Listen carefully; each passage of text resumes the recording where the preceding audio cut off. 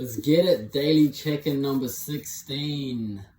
Number one, how am I feeling today? Honestly, I'm tired. Feeling pretty tired. But I'm getting shit done. Had a late night last night. Getting some work done. Things that had to be done. Had some thoughts of just go to sleep, get it done tomorrow, but I just got it done regardless. Number two, how am I going on my journey on becoming the best version of myself? Things are going pretty well. The more I practice the self-observation of my thoughts, the easier it gets to not just anticipate them, but also extrapolate what path that's going to lead me down. And I'm getting a deeper and deeper awareness of how to do this. And I'm just practicing it every day. And on top of that, noticing these things, cleaning up these thoughts, not just cleaning up these thoughts, but not fighting with it, just observing it and letting them pass by has been really helpful in combating a negative mindset. Also, recently on my journey, a lot of amazing opportunities have come my way. If you've been following my daily check-ins, you'd know some of the things that have happened in my life recently. For example, getting sponsored by Go Paleo, training Carlos Ulberg, getting more clients. I have a meeting with Consciencia tomorrow. Consciencia is a online health course, online health platform. And whilst I've been having these great opportunities, I have been experiencing imposter syndrome, which is the feeling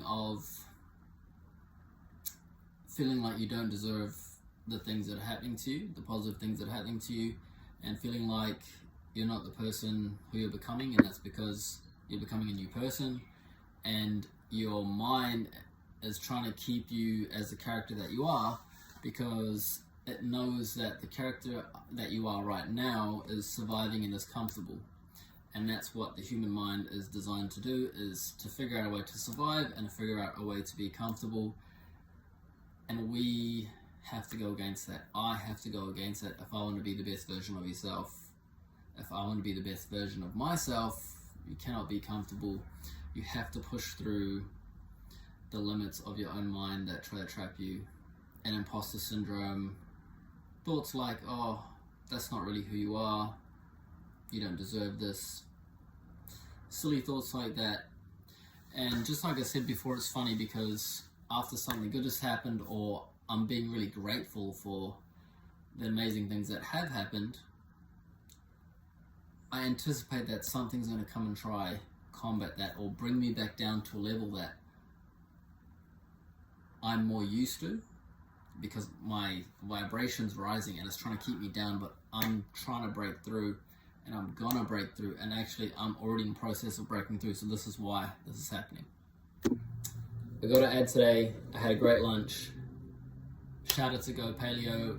Thank you to Marcus and his team for sponsoring me and giving me these meals. And I got to be honest, every time you see me in a video giving the OK sign and having a surprised expression on my face, I am genuinely surprised how my expectations are exceeded every single meal.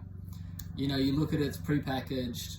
You know, if you've ever meal prepped, you know, you meal prep, it's, you know, the same meal for the same lunch for the next 3 days, the same dinner for the next 3 days. And, you know, day one's okay. By the end of it, you get a little bit bored of the flavors. Every single day, or every single meal, it's really an adventure for my taste buds. I'm not lying. It tastes really good. It's given my wife a break from cooking, so she's really thankful as well.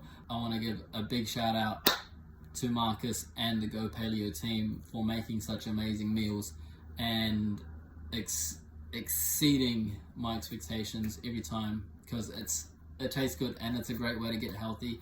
And if you're really busy and you don't have time to prep meals, this is a solution for you. So go check out the website if you're interested. If not, it's all good. No pressure, no obligation.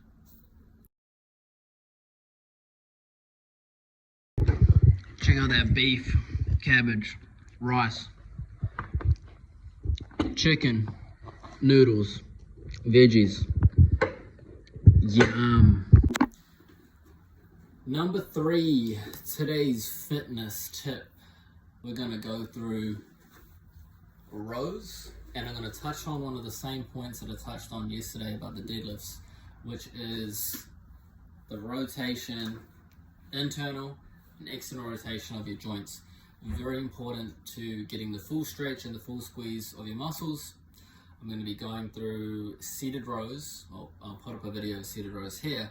However, you can apply this technique to pretty much any row that you're doing.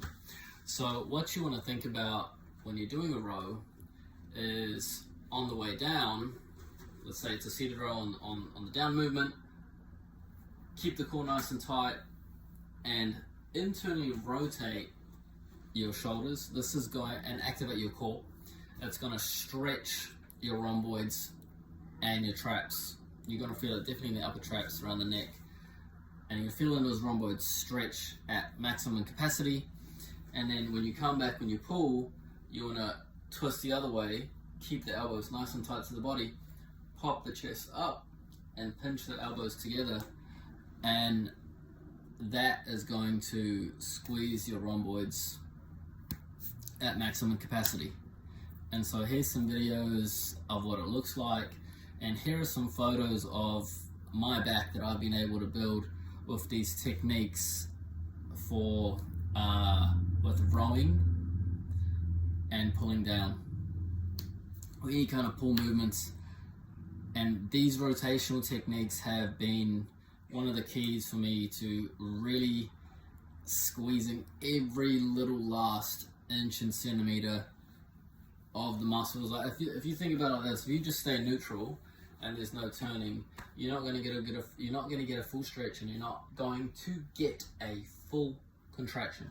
And we need to get a full stretch, and we need to get a full contraction to be as effective as possible. So if you want to build a back like this, if you want to build rhomboids like this, try the internal and external rotation.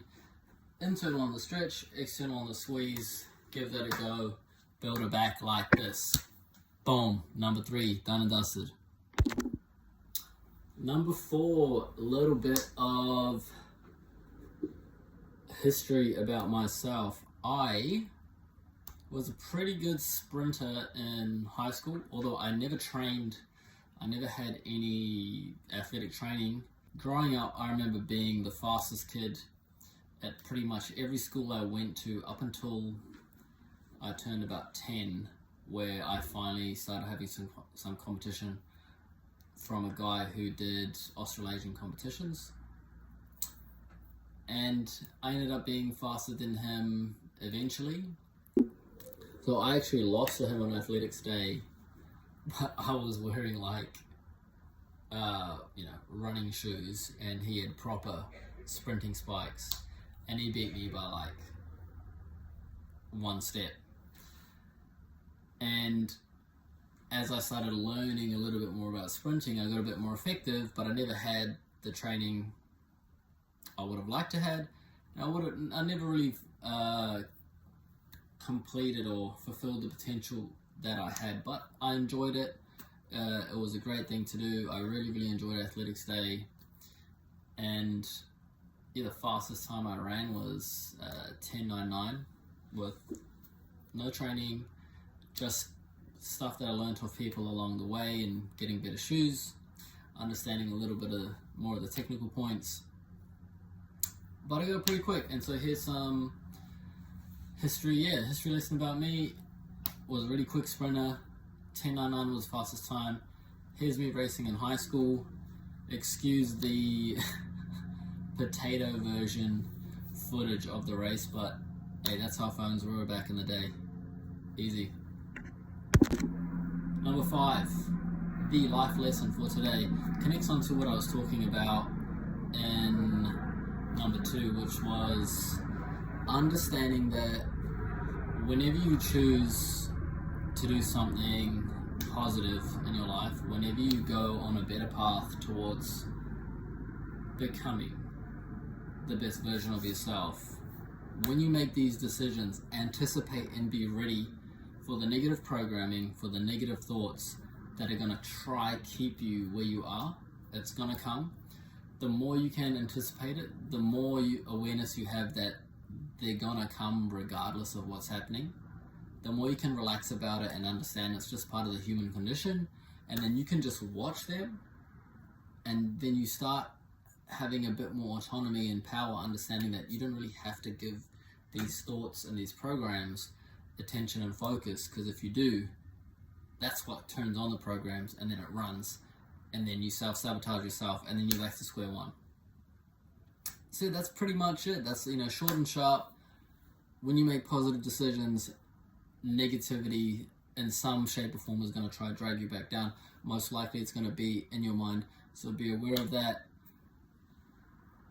Observe your thoughts and anticipate that negativity is going to come and try to drag you back down, whether it's within your own mind, whether it's a comment, whether it's someone cutting you off in traffic and it's testing your patience. Whatever it may be in life,